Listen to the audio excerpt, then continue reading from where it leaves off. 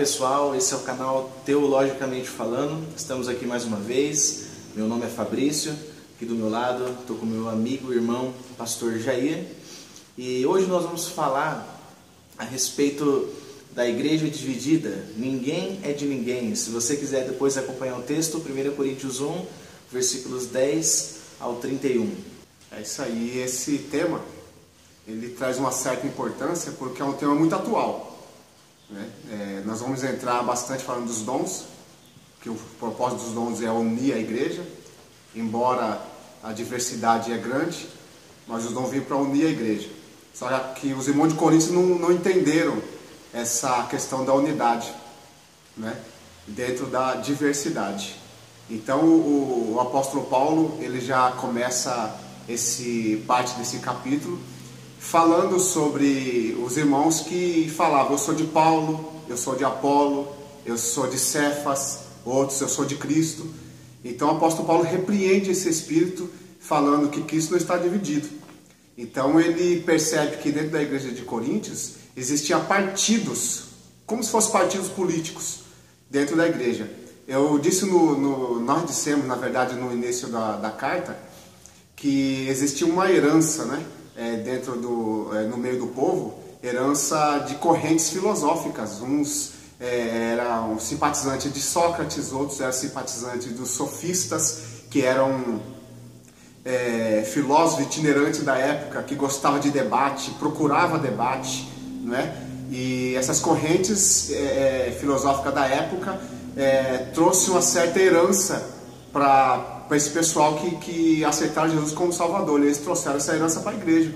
Então o apóstolo Paulo ele repreendeu os irmãos, tentando ensinar para os irmãos que não existe partido na igreja, que somos um em Cristo Jesus. Então dentro da igreja de Coríntios existia particularmente 4 partidos. O primeiro partido é o partido chamado dos saudosistas, né?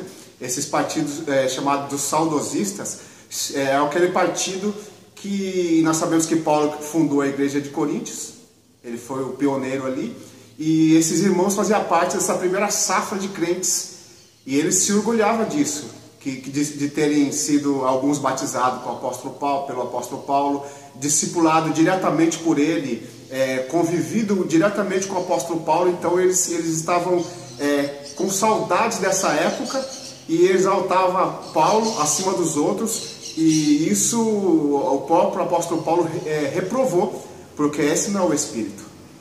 E o segundo partido que a gente encontra ali na igreja é a elite intelectual.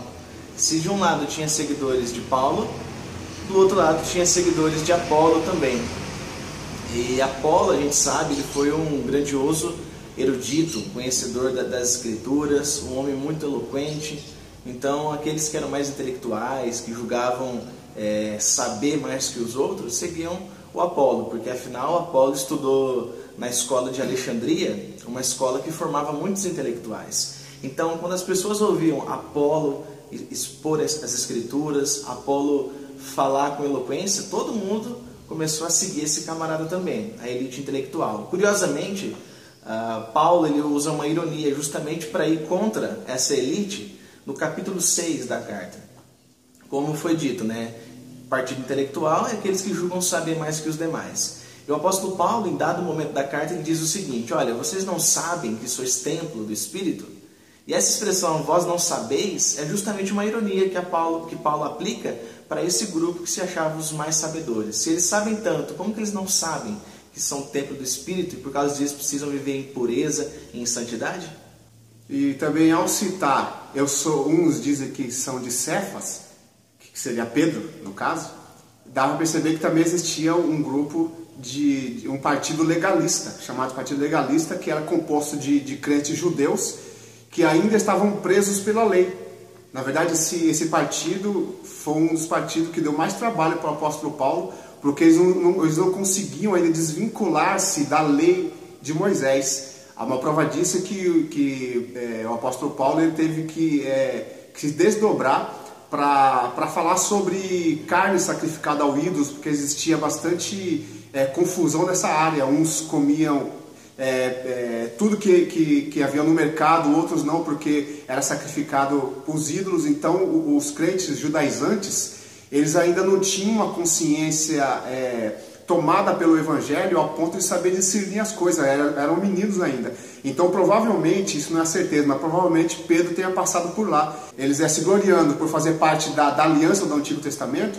Então o apóstolo Paulo, ele quis ensinar a eles que o fim da lei é Cristo, e que a cruz de Jesus Cristo, tudo encerra na cruz de Jesus Cristo ali. Então tinha esse partido também, que é os judaizantes dos legalistas. E se você pensa que para por aí, não para por aí. Existe um quarto e talvez o pior tipo de partido na igreja, que é chamado de supercrentes. Esse quarto partido eram aqueles que diziam: não, eu não sigo Paulo, nem Apolo, nem Pedro, eu sigo Cristo, eu sou de Cristo.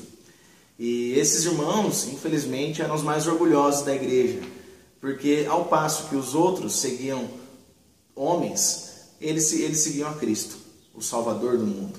Então, infelizmente, tinha esse quarto e último partido. Agora, uma pergunta que nós fazemos para vocês que está nos ouvindo nesse momento: o que é unidade e o que significa unidade da diversidade?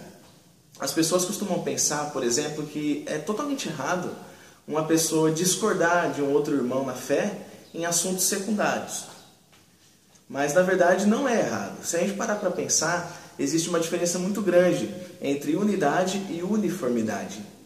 Por exemplo, vamos tentar ilustrar esses dois conceitos pensando numa sala de aula. Vamos supor que você esteja numa sala de aula fazendo prova juntamente com vários outros alunos. Vocês realizam a avaliação e quando vocês recebem a nota final, você percebe que todo mundo na sala tirou 10. E quando você analisa a resposta de cada aluno, cada resposta está exatamente igual. Cada ponto final, cada vírgula, cada letra, cada palavra que os alunos escolheram. O que é isso? Isso é uniformidade. Não existe absolutamente nenhuma mudança. Agora, o que é unidade? Unidade é quando muitas pessoas na sala vão bem na prova, tiram 10 na prova, porém, nem todo mundo responde com as mesmas palavras, com os mesmos termos e com os mesmos pontos. Cada um responde com as suas próprias palavras, como entendeu aquela matéria. E tiram 10 mesmo assim. Então, vamos pensar. Vamos supor que eu creio que Jesus é o único caminho. E o pastor Jair pensa que Jesus é um caminho, mas também outros caminhos existem para nos levar até Deus. Isso está absolutamente errado.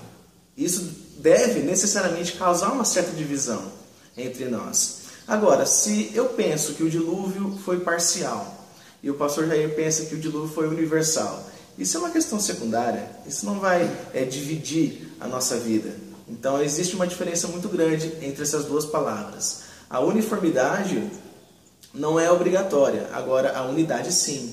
Ainda que eu não concorde em pontos secundários, eu devo me unir com aquilo que é essencial. E o que estava acontecendo na igreja era um problema sério. Eles estavam divididos em questões essenciais. Os próximos versículos mostram aí a reprovação do apóstolo Paulo. Porque ele pergunta: está Cristo dividido? Entrando novamente na questão dos dons, isso eu comentei na escola dominical domingo agora. Lógico, domingo, escola dominical tem que ser domingo, não pode ser sábado. É verdade. E que um dos maiores milagres dos dons espirituais foi, na verdade, a unidade da igreja. Parece até um paradoxo, né? Verdade. Mas os dons, ele veio para unir a igreja. E o maior milagre foi conseguir essa unidade. Então, só que os coríntios não estavam ainda entendendo essa mensagem do Espírito Santo.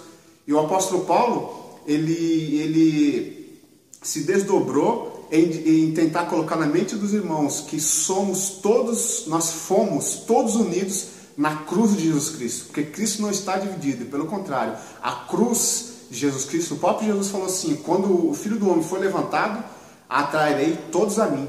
Então a cruz de Jesus Cristo veio para unir a igreja, veio trazer a koinonia, não é? Que a koinonia é aquela perfeita comunhão, aquela perfeita unidade. É a unidade do purê, não é? Não a unidade das batatas livres, não, mas a unidade do purê, que nós somos todos entrelaçados, unidos na pessoa bendita de Jesus Cristo.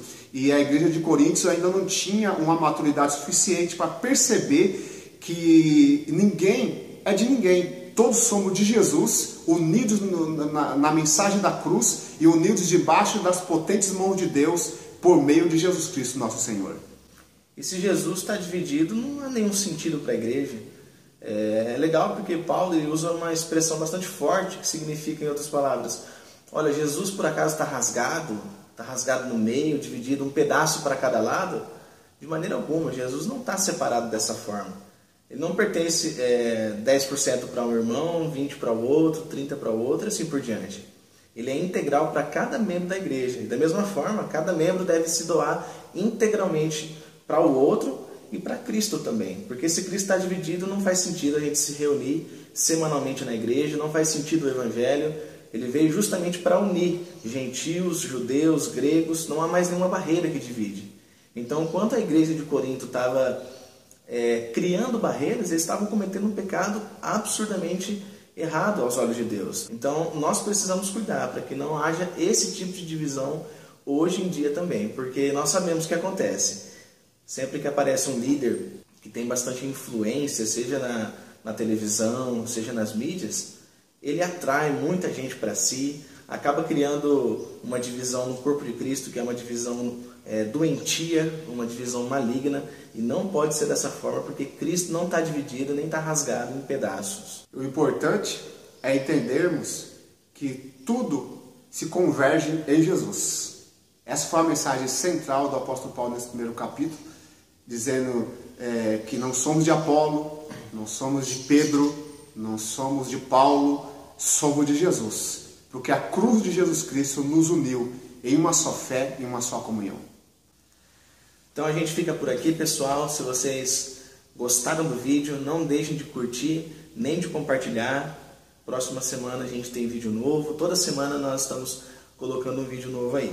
Deus abençoe cada um de vocês em nome de Jesus. Um abraço fraterno a todos.